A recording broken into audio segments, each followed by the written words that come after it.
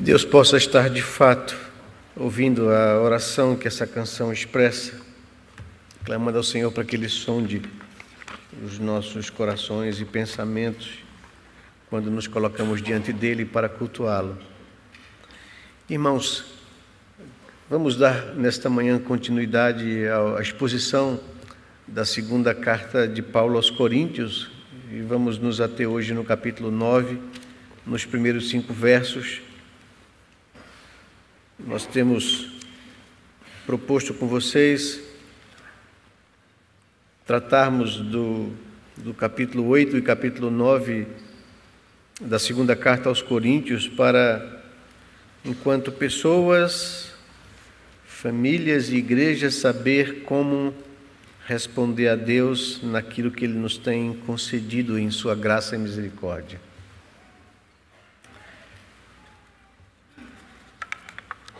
Já tivemos 3 momentos juntos com vocês aqui na exposição do capítulo 8.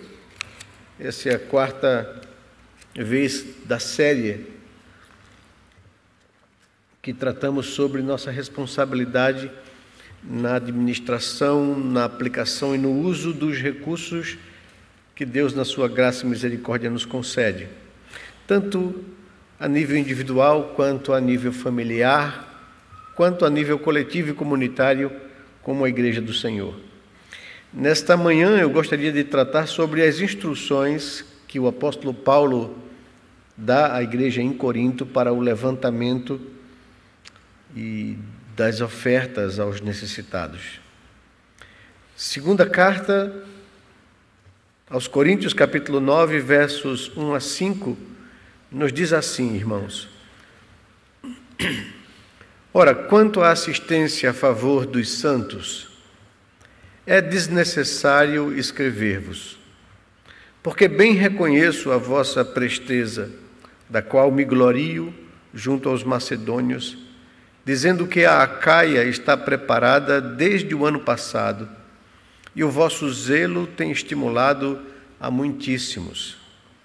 Contudo, enviei os irmãos para que o nosso louvor a vosso respeito, neste particular, não se desminta, a fim de que, como venho dizendo, estivesseis preparados.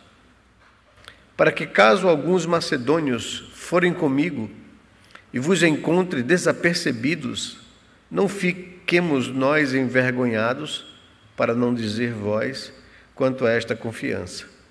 Portanto, julguei conveniente recomendar aos irmãos que me precedessem entre vós e preparassem de antemão a vossa dádiva já anunciada, para que esteja pronta como expressão de generosidade e não de avareza.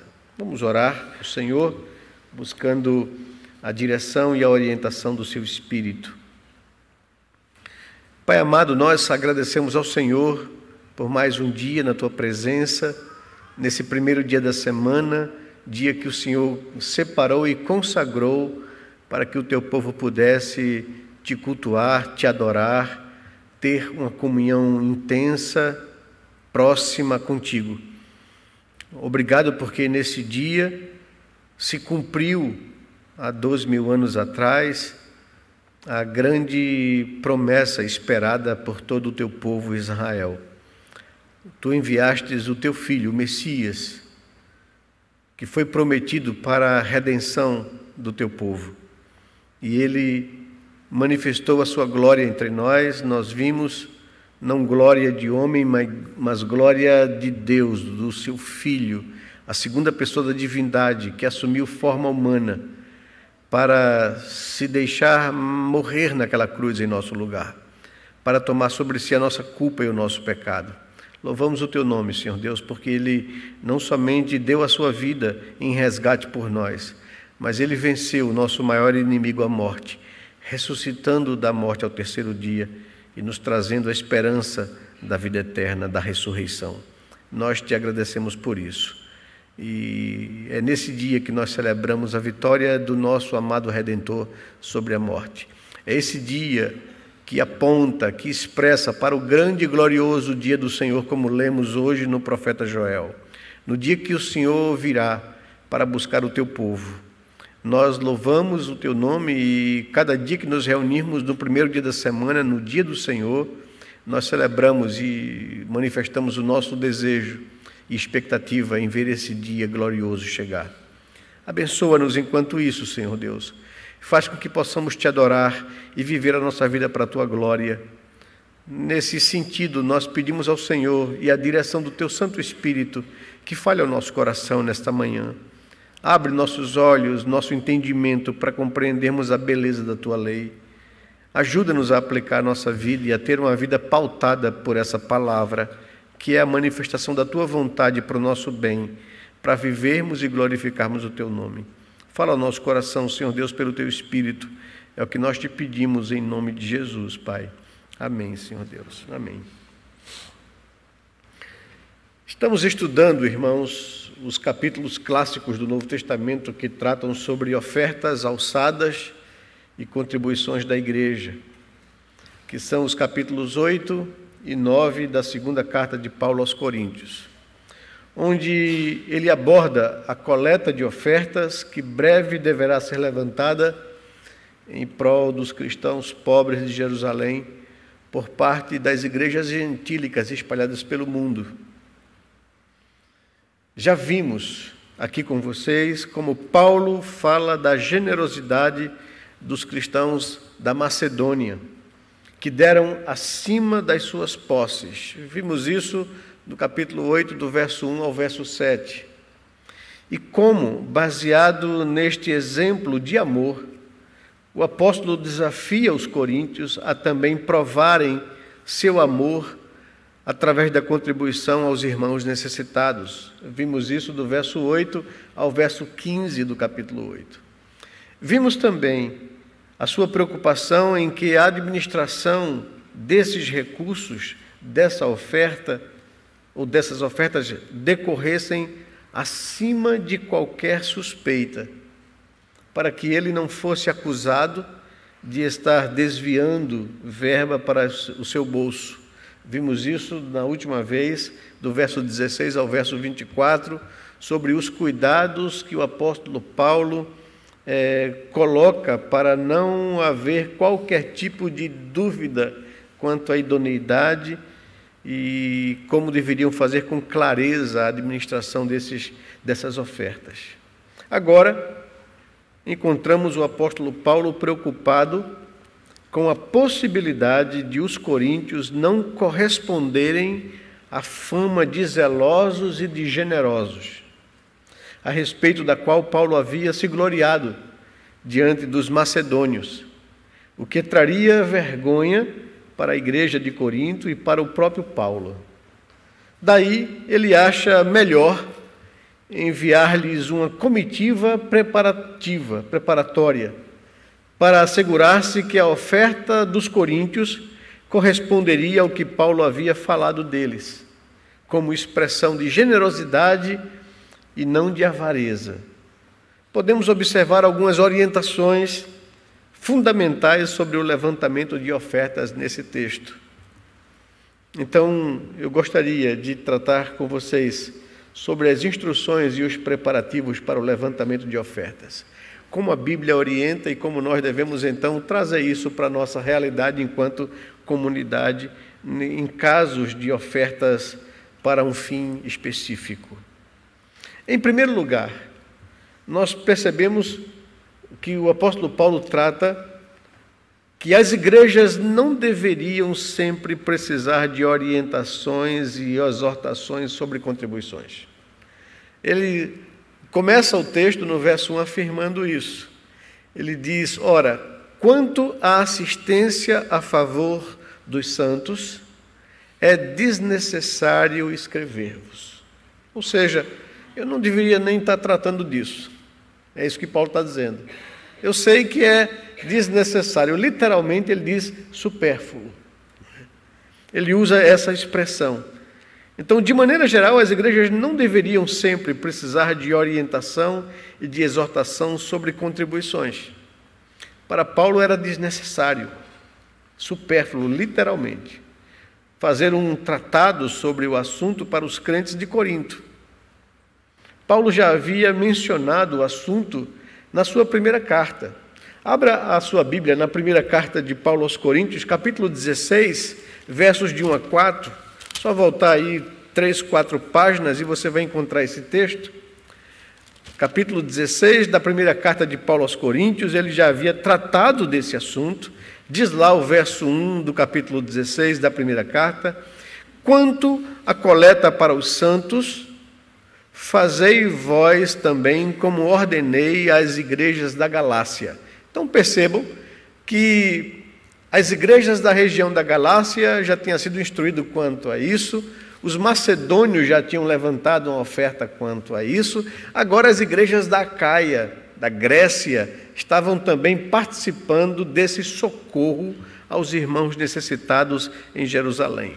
Verso 2, ele diz que no primeiro dia da semana, cada um de vós ponha de parte em casa, conforme a sua prosperidade, e vá ajuntando para que se não façam coletas quando eu for. E quando estiver chegado, enviarei com cartas, para levarem as vossas dádivas a Jerusalém, aqueles que aprovardes. Se convier que eu também vá, eles irão comigo. Então Paulo já instruiu a igreja desde a primeira carta, por isso ele diz, é desnecessário fazer um tratado ou me alongar demais nesse assunto com vocês. E além disso, além de já ter tratado na primeira carta, a necessidade dos cristãos em Jerusalém era conhecido de todos. Se não, observe comigo o texto de Atos capítulo 11, abra sua Bíblia aí, Atos capítulo 11, verso 28 e verso 29, e vocês vão entender a razão dessa campanha quase que geral para socorro dos irmãos na região de Jerusalém. As igrejas gentílicas da Galácia, da Macedônia e da Acaia estavam fazendo essa campanha já há algum tempo, porque uma grande fome se havia abatido no mundo da época. Aqui, Deus usa um profeta chamado Ágabo para prever isso e para preparar a igreja a socorrer os irmãos que passariam necessidade. O verso 28, do verso 27, Ágabo prediz uma grande fome. Diz o verso 27 do capítulo 11 de Atos, que naqueles dias desceram alguns profetas de Jerusalém para Antioquia, e apresentando-se um deles, chamado Ágabo, dava a entender pelo Espírito que estava para vir grande fome por todo o mundo, a qual sobreveio de fato nos dias de Cláudio, do imperador Cláudio. Os discípulos, verso 29, cada um conforme as suas posses, resolveram enviar socorro aos irmãos que moravam na Judéia, o que eles com efeito fizeram, enviando-os aos presbíteros por intermédio de Barnabé e de Saulo. Então você entende agora um pouco melhor essa campanha e essas instruções que o apóstolo Paulo está dando aqui à igreja de Corinto por causa desse socorro. Você entende que logo no começo, quando os coríntios tomaram conhecimento dessa campanha, eles se prontificaram a participar. Eles disseram: nós temos o maior interesse de socorrer os nossos irmãos em Cristo que passam necessidade na Judéia. Por que a Judéia? Porque a Judéia, de fato, era uma região muito pobre, porque a Judéia era um semiárido daquela região e a fome chegou lá de forma devastadora. E as igrejas da Galácia, as igrejas da Macedônia, as igrejas da Acaia se prontificaram a socorrer e assistir os irmãos, né? E por isso Paulo está dizendo, é desnecessário que eu fale isso para vocês, o conhecimento é geral, vocês já se prontificaram há um ano atrás, eu já dei instruções de como vocês deveriam fazer para não haver tumulto quando as ofertas forem feitas. Primeiro os da Galácia fizeram essa oferta, depois agora os macedônios de forma muito generosa, dando além das suas posses, e agora chegou a vez da Acaia, e Paulo então escreve para instruir esses irmãos. Acima de tudo, Paulo já conhecia, por isso ele achava desnecessário, a presteza dos coríntios, quando se prontificaram a contribuir fazia um ano.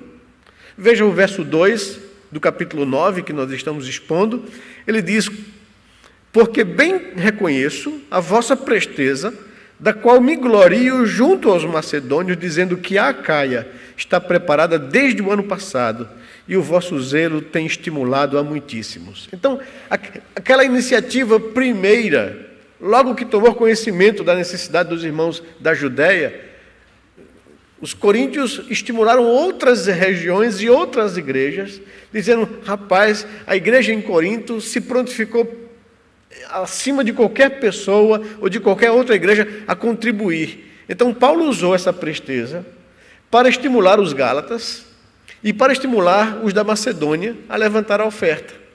E eles então levantaram, porque por uma questão de estarem próximos à Galácia e depois próximos à Macedônia, recolheram logo essas ofertas. E agora, depois de um ano, eles chegam à região da Acaia, em Corinto, em Atenas, e aí ele diz: agora é a vez de vocês. E aí vai então fazer esse levantamento de ofertas. O mesmo se aplica a nós hoje. Já sabemos claramente que temos compromissos diante de Deus. Compromissos com a evangelização do mundo, com as boas obras de assistência aos cristãos carentes de nossas comunidades. Além do mais, fala muito sobre contribuição, pode dar impressão errada sobre nossas motivações.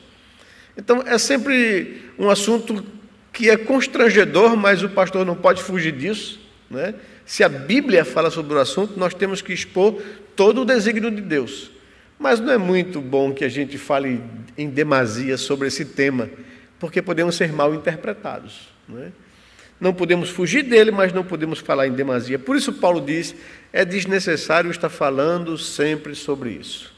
Então, em primeiro lugar, quando nós percebemos as instruções e os preparativos para o levantamento de oferta, a primeira coisa que Paulo destaca e que a gente precisa entender é que as igrejas não deveriam sempre precisar de orientações e de exortações sobre esse tema. Mas, em segundo lugar, o apóstolo Paulo destaca no texto que o zelo de cada igreja em contribuir deveria servir de estímulo para as demais igrejas. Então, toda a igreja deveria chamar para si a responsabilidade de ser modelo de estímulo para as demais igrejas. Isso deveria ser uma corrente de estímulo e de ser modelo e de ser exemplo para que outras pessoas imitem, né, essa boa conduta, essa generosidade e esse zelo. Então, Paulo destaca aqui que o zelo de cada igreja em contribuir deveria servir de estímulo para as demais. E o verso 2, ele está dizendo isso, não é? Ele diz que: porque bem reconheço a vossa presteza, da qual me glorio junto aos macedônios, dizendo a eles que a Acaia está preparada desde o ano passado e o vosso zelo tem estimulado a muitíssimos. Somos desafiados quando deparamos com um texto como esse, e somos estimulados pelo exemplo da igreja primitiva, como bem pontuou um certo filósofo da época, um cristão do terceiro século. Ele, escrevendo acerca dos cristãos primitivos, ele diz o seguinte, destaca o seguinte: eles jejuam 2 ou 3 dias para socorrer e alimentar os outros. Vê que coisa interessante, um testemunho de um observador de fora, não cristão, um filósofo do terceiro século, acerca dos cristãos da igreja antiga. Diz que eles jejuam para sobrar alimento para socorrer quem passa fome. Eu nunca tinha observado um negócio desse, né? Alguém estabeleceu um propósito espiritual de praticar jejuns para fazer economia de alimento, para socorrer quem passa necessidade. Que coisa! Que testemunho para o mundo! E quem está escrevendo isso na história é um observador não cristão,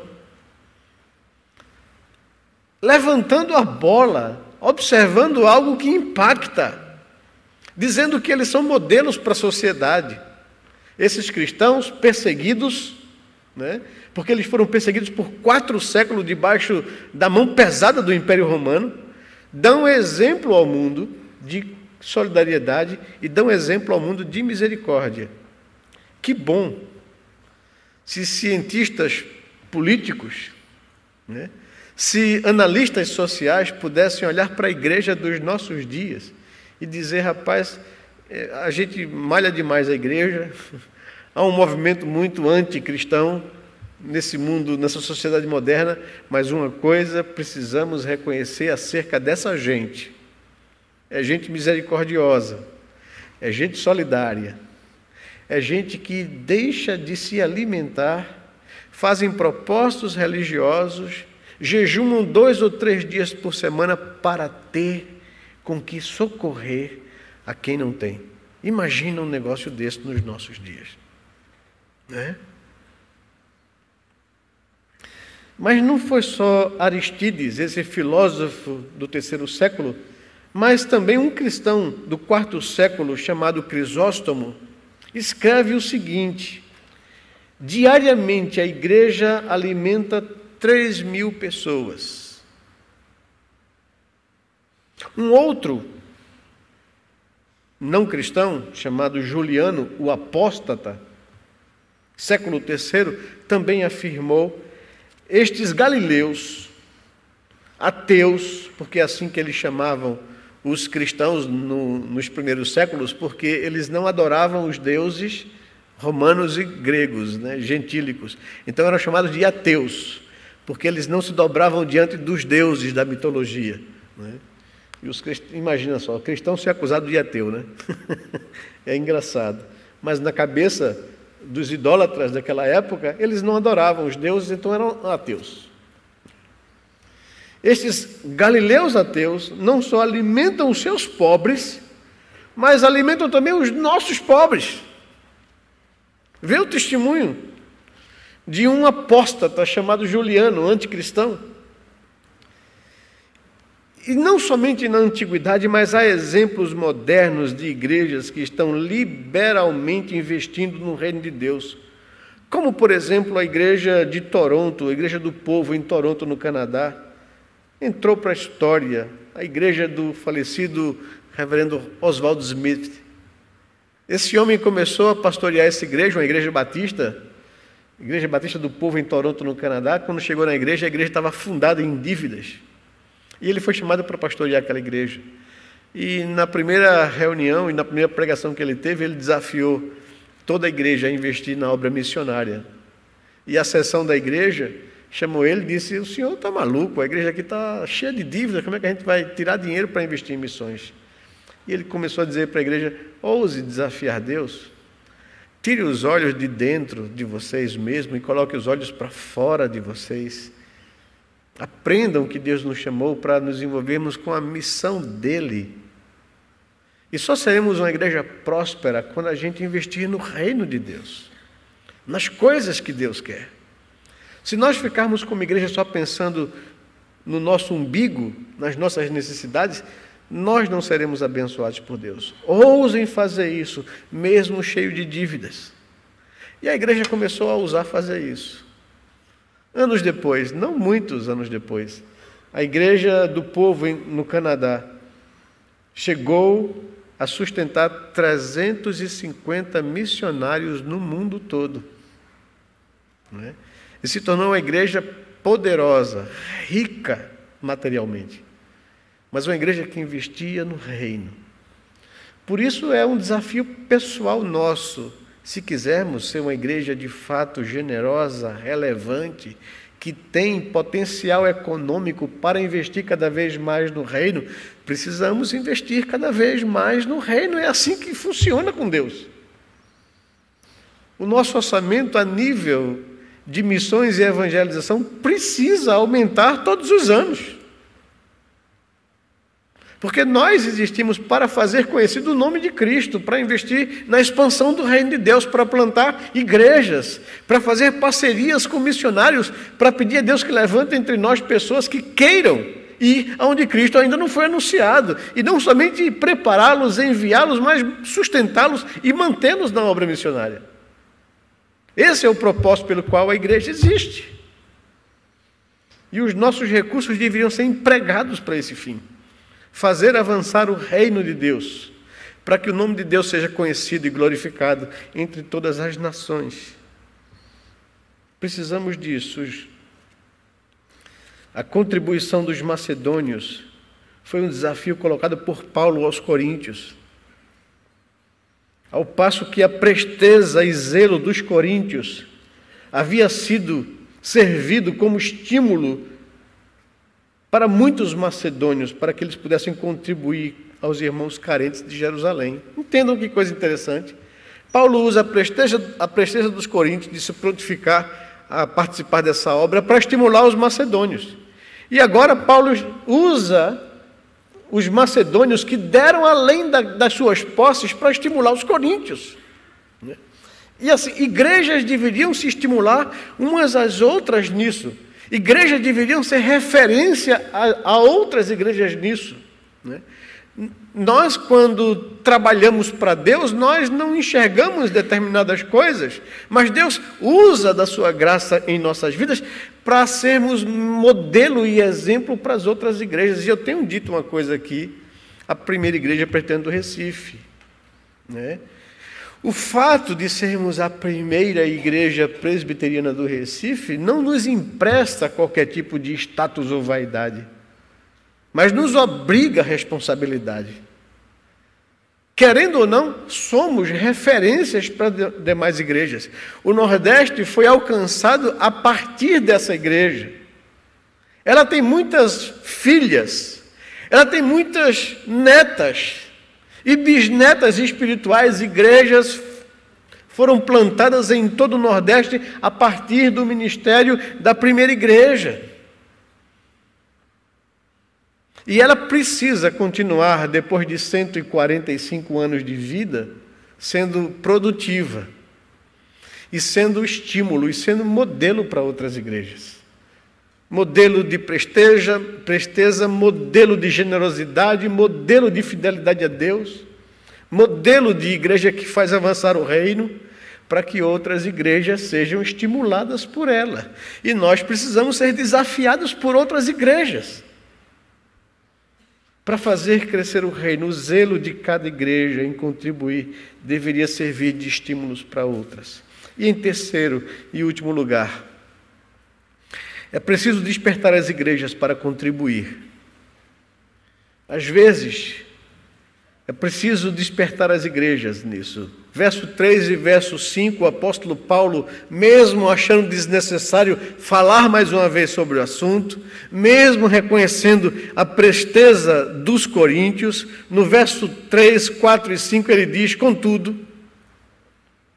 enviei os irmãos, já citados na mensagem anterior, Tito e outros 2 irmãos eleitos pela igreja ali na Acaia, enviei os irmãos para que o nosso louvor a vosso respeito, neste particular, não se desminta, a fim de que, como venho dizendo, estivesseis preparados, para que, caso alguns macedônios forem comigo a vocês, e vos encontre desapercebidos, não fiquemos nós envergonhados, para não dizer vós, quanto a esta confiança. Portanto, julguei conveniente recomendar aos irmãos que me precedessem entre vós e preparassem de antemão a vossa dádiva já anunciada, para que esteja pronta como expressão de generosidade e não de avareza.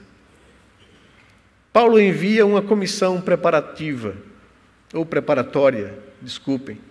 que o precede no levantamento da oferta entre os coríntios. Por que ele fez isso? As igrejas podem desmentir a confiança e a glória de seus pastores, diz o verso 3 dele. Ao dar de forma mesquinha, ou pior, igrejas podem trazer vergonha sobre si mesmas, diz Paulo. Paulo havia criado toda uma expectativa entre os macedônios com relação à prontidão dos coríntios. Se a oferta deles fosse expressão de avareza, como diz o verso 5, traria vergonha sobre a própria igreja, que estaria dando uma prova cabal de seu desinteresse e falta de amor para com os irmãos de Jerusalém. Pelo menos na época apostólica, irmãos, falta de amor era vergonha. Não é? Por isso Paulo achou por bem enviar Tito e os 2 irmãos já mencionados para antecipadamente preparar o levantamento da oferta entre os coríntios. Né? Contudo, enviei os irmãos para que o nosso louvor a vosso respeito, neste particular, não se desminta. E o verso 5, portanto, julguei conveniente recomendar aos irmãos que me precedessem entre vós e preparassem de antemão a vossa dádiva já anunciada, para que esteja pronta como expressão de generosidade e não de avareza. Essa última frase aqui, ela me chama muita atenção, né? E a gente chega e caminha para a conclusão e aplicação das nossas vidas. Há neste texto, irmãos, um incentivo a examinarmos os nossos corações. E quais são as implicações dessas lições para a nossa vida? Em primeiro lugar, eu queria lançar essa pergunta a você. Será que nós somos exemplos de contribuintes generosos para outras pessoas? Será que o meu exemplo serve de estímulo para outras pessoas nesse particular?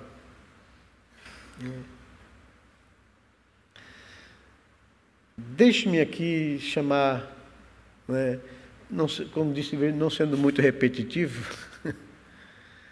e na ausência da pessoa, né, porque já partiu para a glória, deixe-me citar o exemplo do nosso querido presbítero Josimar. Né? Eu via uma agonia no presbítero Josimar, que sempre foi uma pessoa generosa, mas uma agonia enquanto empresário num particular. Ele ficava mirando pessoas empreendedoras que ele conhecia na nossa igreja e em outras igrejas. E ficava tentando se reunir com essas pessoas para discipulá-las e passar a experiência que ele viveu com Deus na sua vida profissional. Não é? Para tentar fazer, porque ele tinha consciência que um dia passaria, e ele queria ensinar as pessoas a serem generosas para o reino. Não é? Todo mundo conhece a história de Josimar. Não é? Ele foi um menino pobre que saiu do engenho, né, lá para o lado do Agreste, em Palmares, foi morar em Caruaru, teve na feira, vendendo numa banca de feira, saiu disso e galgou cada vez coisas melhores na sua vida, até usar e montar para si um laboratório farmacêutico. Mas não só isso, ele queria pegar o produto do Brasil para poder... Tinha todos esses sonhos particulares, mas desde o começo ele aprendeu uma coisa com Deus e alguém o desafiou a isso. Né? Se você tem esse espírito empreendedor, use esse espírito empreendedor não somente para acumular riqueza, mas para produzir e investir no reino de Deus. E você vai ver o que Deus pode fazer através da sua vida. Foi isso que ele aprendeu. E era isso que ele queria quando via um jovem empreendedor em potencial, ele ficava se coçando para chegar junto àquela pessoa e passar para aquela pessoa o que ele aprendeu na vida. E que ele tinha consciência de que Deus é quem deu essa habilidade, essa capacidade, ousadia empreendedora dele, para que ele pudesse crescer, mas não crescer para si. E aqui vem essa expressão final, não é, do texto. A oferta dos coríntios deveria ser estímulo para outras igrejas, como expressão de generosidade e não de avareza. Porque muitas vezes esse é o nosso grande problema e desafio quando a gente começa a crescer financeira e economicamente.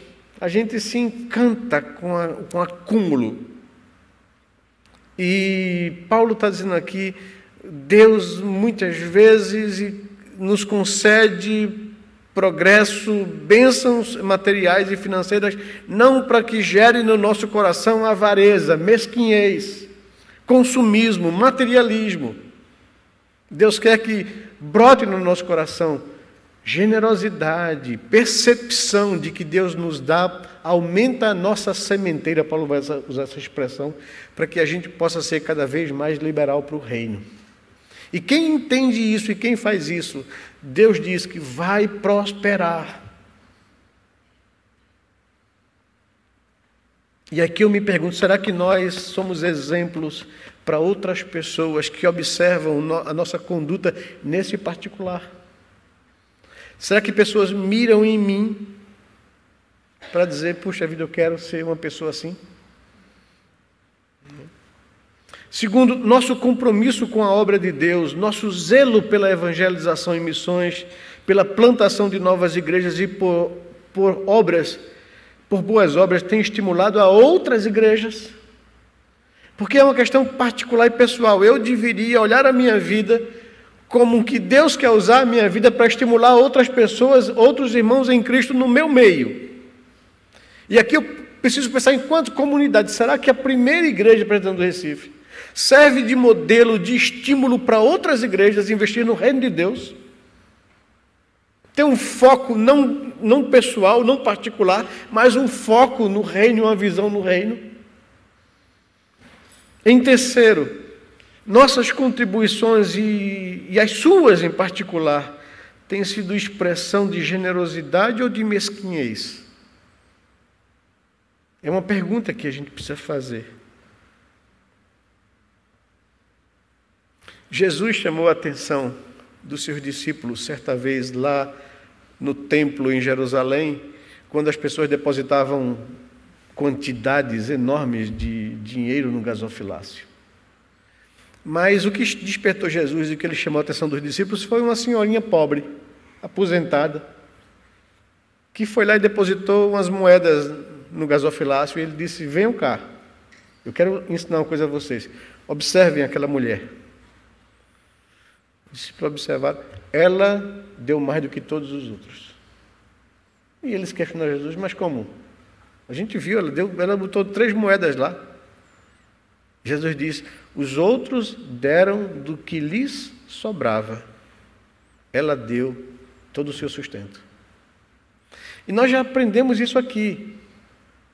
O Senhor não se importa com quantidade. Isso não enche os olhos de Deus. Ele se importa com questão de prioridade.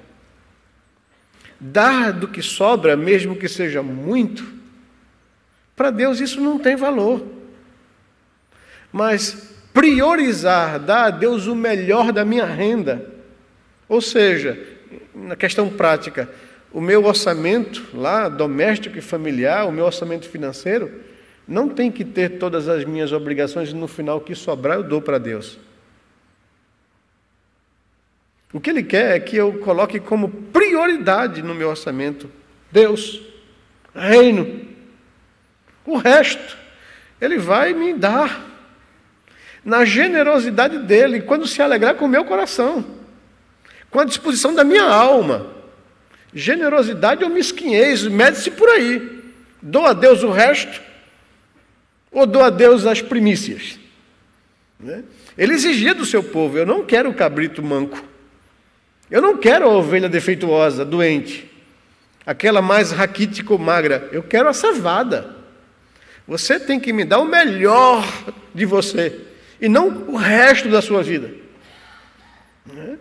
E quando o homem faz isso, ousa fazer isso diante de Deus, ele experimenta a graça e a aprovação de Deus. É isso que o texto desafia-nos a refletir. O texto também nos estimula a contribuir liberalmente em face das expectativas das outras igrejas, e devido ao fato de já estarmos instruídos sobre o assunto. E aqui vem, para mim, um fechamento final. Essa semana que passou, nós tivemos aí o frenesi da sexta-feira, do Black Friday. As pessoas correndo para comprar barato. Às vezes mesmo que não necessite de uma coisa, mas está barato, está com desconto, então eu vou lá e compro. Nós absorvemos da cultura americana, parece que somente a parte ruim. Porque essa é a parte ruim da cultura americana. 397 anos atrás, quando os primeiros colonos da Inglaterra chegaram à América, a Nova Inglaterra, né, fugindo da perseguição, tentando viver uma nova vida, tentando construir um sonho, né, o tal sonho americano de liberdade de expressão, de liberdade de culto a Deus sem o policiamento do anglicanismo.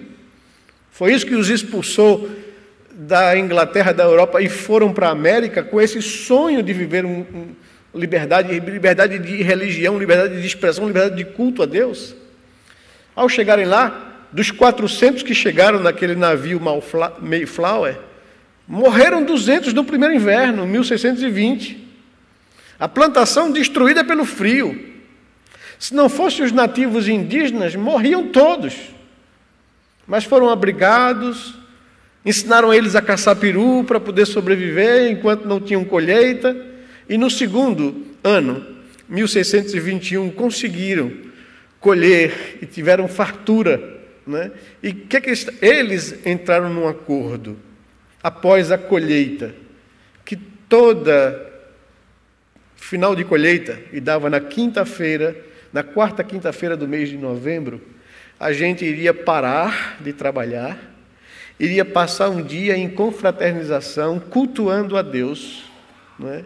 E não somente cultuando a Deus e agradecendo a Deus pela colheita, pela fartura, né, pela bondade de Deus, mas também sendo misericordioso e solidário com quem não tem. Então chamaram os índios para fazer uma grande ceia, né, e deram presentes aos índios, agradecendo, né, pelo que eles fizeram. Então estabeleceram um grande feriado na América, e essa é a maior data americana, a data mais observada, mais respeitada, o Thanksgiving, o dia de gratidão. Gratidão a Deus por todas as bênçãos recebidas, contentamento com o que tem e generosidade com o outro. Era um dia que parava o comércio. Há 397 anos na América, todos os anos, a quarta quinta-feira do mês de novembro é o mês de paralisação nacional. Para agradecer a Deus, para ser solidário ao outro, para alimentar no coração contentamento. Aí o comércio começou a se queixar, porque parava um dia, e aí alguns presidentes começaram a tentar mudar essa data, para não prejudicar tanto o comércio, tal, e foi uma guerra até que oficializou-se a data. Aí o que o comércio fez? Na sexta-feira, já que a gente tem prejuízo financeiro na quinta, porque paralisou tudo, a gente faz um queima para estimular nas pessoas consumismo. E aí o que acontece? O dia que deveria ser de gratidão passa a ser um dia de consumismo materialista. Outro dia, evidentemente. E aí a gente absorve somente o consumismo e não para agradecer. Quinta-feira aqui tivemos um culto de gratidão a Deus, um culto de ação de graças, não é? Agora, de fato, na sociedade o que se implementa é o Black Friday e não Thanksgiving. Aí eu estava dizendo, cuidado para que o Black Friday, o consumismo do Black Friday, não roube o sentido da gratidão e do contentamento do Thanksgiving. De parar e dizer a Deus, Senhor, muito obrigado, porque o Senhor me tem dado. E veja, essa parte do culto didática, de quando a gente vem consagrar a Deus as nossas ofertas, é exatamente isso. É um momento de você parar no culto para agradecer a Deus por aquilo que Deus lhe tem dado. E dizer a Deus, Senhor, eu quero te oferecer generosamente parte disso para ser investido no teu reino. É isso que é o sentido da contribuição, da oferta, do dízimo no culto. Por que se faz isso no culto? Se faz isso de forma didática, para que a gente entenda que no culto a gente tem pelo menos 4 orientações claras na Bíblia. Você precisa se reunir e adorar a Deus, olhar para o alto para saber diante de quem você está. Depois você precisa olhar para você, para perceber quem você é e quão inadequado você é diante desse Deus santo e glorioso. E confessar a Ele a sua pecaminosidade e culpa, porque Ele é misericordioso para te conceder perdão por causa de Cristo Jesus. E mediante isso, você adorá-lo, cantar louvores a Deus. E mediante isso, você parar para contemplar que esse Deus é generoso, Ele tem dado o suficiente para você viver dignamente. E que você quer trazer diante dEle uma oferta de gratidão a Deus, consagrando seu dízimo, sua oferta ao Senhor, como prova, expressão de generosidade e não de avareza. E então aí, quando Deus se agrada do culto que a gente presta a Ele, aí Ele fala ao nosso coração pela exposição da sua palavra. Isso é culto. Isso é culto. E o texto nos leva a isso. Que nossas ofertas para o investimento na missão de Deus, na evangelização, na plantação de novas igrejas, no socorro aos necessitados, nas obras de misericórdias e em tantas outras áreas do reino, sejam prova do nosso abundante amor a Cristo e aos nossos irmãos espalhados pelo mundo. Que a consagração dos nossos dízimos e ofertas, dedicadas ao serviço do Senhor, sejam expressão de generosidade e não de avareza. Que Deus nos abençoe, derrame sobre nossos corações sua graça e favor, nos faça particularmente ser estímulo para outras pessoas, nos faça coletivamente, como igreja local, ser um estímulo para outras igrejas, que haja no nosso coração gratidão a Deus, que haja no nosso coração contentamento, que haja no nosso coração generosidade. Que Deus nos abençoe. Derrame sobre nós sua graça, seu favor. Vamos orar a Deus. Vamos ficar de pé, irmãos.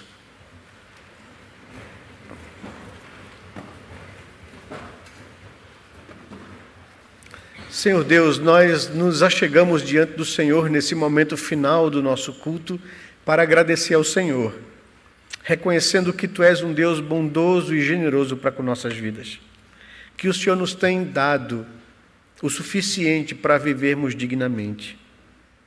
Ó Senhor Deus, faz com que o nosso coração tenha essa consciência e essa gratidão, reconhecendo a Tua boa mão sobre nossas vidas. E que a resposta do nosso coração ao Senhor seja generosidade para investir no Teu reino, para socorrer quem necessita. Abençoa-nos, ó Senhor Deus, enquanto igreja, para que sejamos estímulo para outras igrejas. Abençoa-nos de forma pessoal e particular, para que sejamos generosos nisso, para sermos estímulos para outras pessoas, aprenderem pelo nosso comportamento e conduta a amarem o Senhor e a investirem no Teu reino. Abençoa-nos, ó Senhor Deus, nós Te pedimos assim. Tira de nós a mesquinhez, tira de nós a avareza, Senhor Deus, tira de nós o consumismo, o espírito desse nosso século de acúmulo, de acúmulo, de acúmulo. Faz sermos ricos de boas obras, pessoas que têm a consciência e investem no reino de Deus. Dá isso, Senhor Deus, essa graça ao nosso coração, nós Te pedimos assim. Perdoa-nos quando nós não temos esse espírito, quando nós temos sido egoístas, ingratos ao Senhor, e nós não temos olhado para a necessidade de quem está ao nosso lado.